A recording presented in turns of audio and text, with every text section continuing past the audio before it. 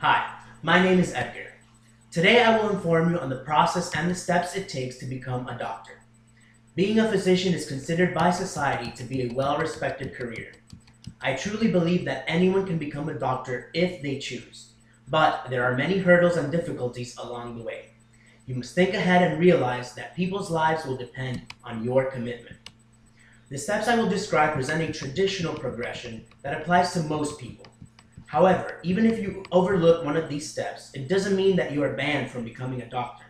In fact, CNN just published a story about a 48-year-old Army vet who is in his second year of medical school, and a 51-year-old woman who was in college to become an accountant had a change of heart and applied and was accepted to medical school. If you are sure that this is the career of your dreams, then here are the 6 steps it takes to become a medical doctor. Number 1, community involvement. It is important to become an active participant and volunteer or intern whenever you can. This will introduce you to the basic of hands-on medicine, and at the same time, you will be helping people in your community. For example, you can volunteer at a doctor's office, a hospital, a free clinic, or as an EMT. Not only will you gain experience, but it'll also look great on a college application. Number 2, start preparing from high school. In high school, you may have second thoughts about becoming a doctor, but you push on anyway.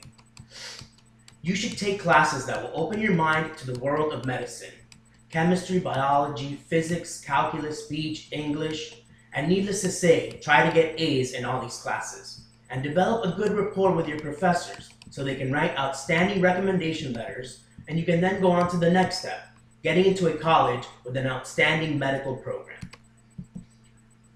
3, a bachelor's degree in science. You are now in a college or university doing pre-med. Although the requirements are different for every medical school, and not all the courses you'd like to take may be available in your university, there's a list of courses that appear most frequently on medical schools' prerequisites. For example, 2 semesters of biology, general biology, organic chemistry, English, calculus, and physics. If your school offers other courses related to life sciences, I would definitely take them. This includes microbiology, biochemistry, genetics, human physiology, etc. And just like in high school, try to get all A's, get to know your professors in the math and science department, and if possible, the dean, so you can obtain an outstanding recommendation letter for med school. And once again, intern at hospitals, clinics, or doctor's offices if possible. Number 4.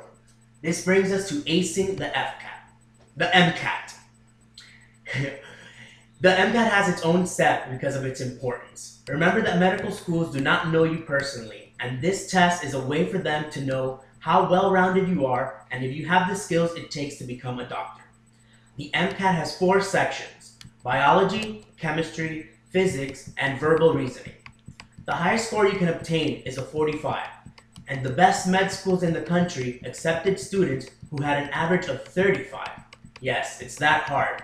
So spend at least a year studying for it. Number 5, going to med school. All right, the hard part is over. You've been accepted to med school. Actually, that's not true. Now is when you get truly hands-on experience as you sculpt and mold yourself into a great physician. In the first 2 years, you will take many science classes that will enrich your knowledge of the field: histology, pathology, immunology, virology, etc. During your 3rd year, you begin to work with patients under the supervision of an experienced physician. Finally, during your 4th year, you take courses that are related to the specialty you have chosen. Last but not least, finish your residency. You survived medical school and finally graduated, but you're still not allowed to be a full-fledged doctor. Residency training takes place in a hospital setting, and you are responsible for patients and are supervised by senior residents. You will finally get paid, although it'll be very little. The average is about $40,000 a year. This whole process takes 3 to 4 years. And then that's it. You made it. You're a doctor.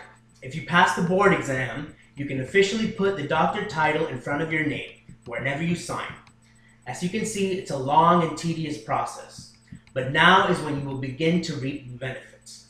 Your dreams of becoming a doctor have come true. Oh, and this is my audience that was listening. Where are you? 1, 2, 3, 4, and 5. Okay.